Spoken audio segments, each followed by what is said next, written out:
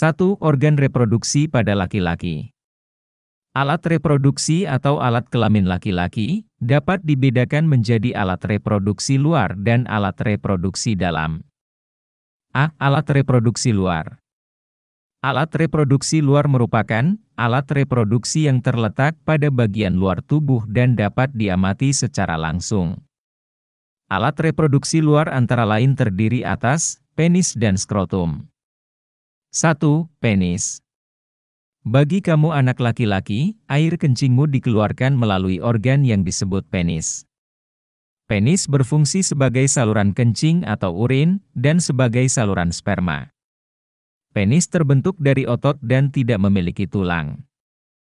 Pada ujung penis terdapat struktur seperti lipatan kulit, yang disebut kulup atau prepuce.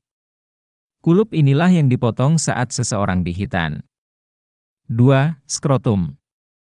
Pada bagian di dekat penis terdapat kantong yang terlihat seperti lipatan-lipatan kulit, yang disebut skrotum.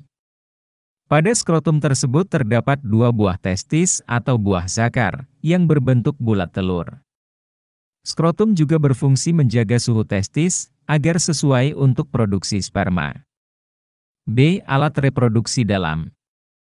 Alat reproduksi dalam merupakan alat reproduksi yang terletak pada bagian dalam tubuh, dan tidak dapat diamati secara langsung. Alat reproduksi dalam antara lain terdiri atas testis, saluran sperma, uretra, dan kelenjar reproduksi. 1. Testis. Testis merupakan organ reproduksi yang berbentuk bulat telur, berjumlah 2 buah atau 1 pasang, dan terdapat dalam skrotum. Saat ini, mungkin kamu berusia antara 13 atau 14 tahun. Pada usia tersebut testis mulai memproduksi sperma, atau sel kelamin jantan dan hormon testosteron. Nah, tahukah kamu apa itu sperma dan hormon testosteron?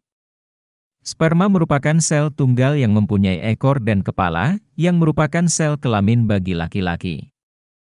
Hormon testosteron adalah senyawa yang dapat merangsang perubahan fisik pada anak laki-laki, seperti membesarnya jakun dan tumbuhnya rambut, pada tempat-tempat tertentu, misalnya kumis.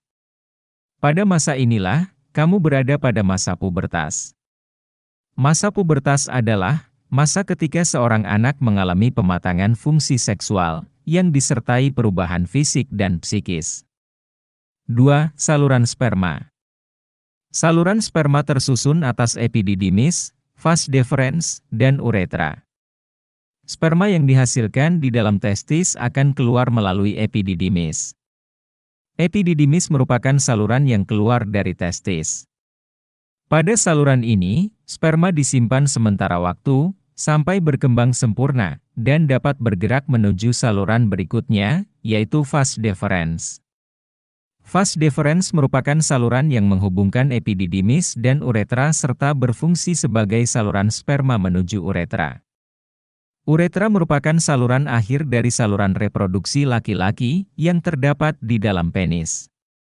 Masih ingatkah kamu bahwa air kencingmu keluar melalui penis? Uretra selain berfungsi sebagai saluran keluarnya sperma, juga berfungsi sebagai saluran keluarnya urin. Proses keluarnya sperma ini dikenal dengan istilah ejakulasi. 3. Kelenjar reproduksi. Kelenjar reproduksi berfungsi untuk memproduksi getah atau cairan yang nantinya bercampur dengan sel sperma menjadi cairan mani atau semen. Kelenjar reproduksi pada laki-laki terdiri atas vesikula seminalis, kelenjar prostat, dan kelenjar copar. A. Vesikula seminalis. Vesikula seminalis merupakan struktur yang berbentuk seperti kantong kusut kecil, kira-kira 5 cm, yang terletak di belakang, posterior, dari kantong kemih. Kelenjar ini menghasilkan cairan yang bersifat basa atau alkali, yang mengandung fruktosa atau gula monosakarida, hormon prostaglandin, dan protein pembekuan. B. Kelenjar prostat. Kelenjar prostat berfungsi menghasilkan cairan keputih-putihan, sedikit asam, pH 6,5, dan mengandung beberapa zat yaitu 1. Asam sitrat yang digunakan untuk menghasilkan energi. 2. Beberapa enzim, yaitu pepsinogen, lisozim, dan amilase. 3. Seminal plasmin yang berfungsi sebagai antibiotik untuk membunuh bakteri dalam saluran reproduksi. C. Kelenjar chopper atau bulbouretra. Kelenjar chopper menghasilkan lendir dan cairan yang bersifat basa. Cairan ini berfungsi melindungi sperma dengan cara menetralkan urin yang memiliki pH asam yang tersisa dalam uretra, serta melapisi uretra, sehingga mengurangi sperma yang rusak selama ejakulasi.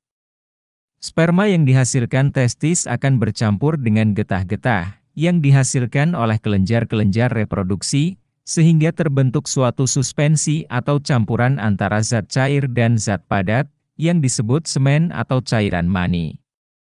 Semen inilah yang dikeluarkan melalui uretra. Pada umumnya, volume semen yang dikeluarkan sebesar 2,5 hingga 5 ml. Dalam tiap 1 ml semen terkandung 50 hingga 150 juta sel sperma. Dari jutaan sel sperma tersebut hanya 1 sel sperma yang akan berhasil membuahi sel telur. 2. Spermatogenesis. Tanda bahwa sistem reproduksi pada laki-laki telah matang adalah keluarnya cairan mani dari penis. Biasanya, cairan mani tersebut keluar pada saat anak laki-laki mengalami mimpi basah. Mimpi basah pada umumnya terjadi saat berumur antara 10 hingga 14 tahun. Apakah sebenarnya cairan mani itu? Cairan mani merupakan campuran sel-sel sperma dengan getah-getah yang dikeluarkan oleh kelenjar reproduksi. Masih ingatkah kamu, di mana terjadi proses pembentukan sperma? Proses pembentukan sperma terjadi di dalam testis. Tahukah kamu, bagaimanakah proses pembentukan sperma yang terjadi di dalam testis? Proses pembentukan sperma disebut dengan spermatogenesis. Pembentukan sel sperma terjadi di dalam tubulus seminiferus. Kata tubulus berarti saluran-saluran, sedangkan kata seminiferus berasal dari kata semen yang artinya sperma. Jadi, tubulus seminiferus adalah saluran panjang yang berkelok-kelok, tempat pembentukan sperma. Kumpulan tubulus inilah sebenarnya struktur yang membentuk testis. Proses pembentukan sperma pada tubulus seminiferus terjadi secara bertahap. Sel induk sperma atau spermatogonium yang bersifat diploid mengalami pembelahan secara mitosis, membentuk spermatosit primer. Selanjutnya, spermatosit primer mengalami pembelahan meiosis tahap 1, membentuk 2 spermatosit sekunder yang bersifat haploid. Spermatosit sekunder kemudian mengalami pembelahan meiosis tahap 2, membentuk spermatid yang bersifat haploid. Akhirnya, spermatid mengalami diferensiasi atau perkembangan sehingga terbentuk 4 sel sperma atau spermatozoa yang matang.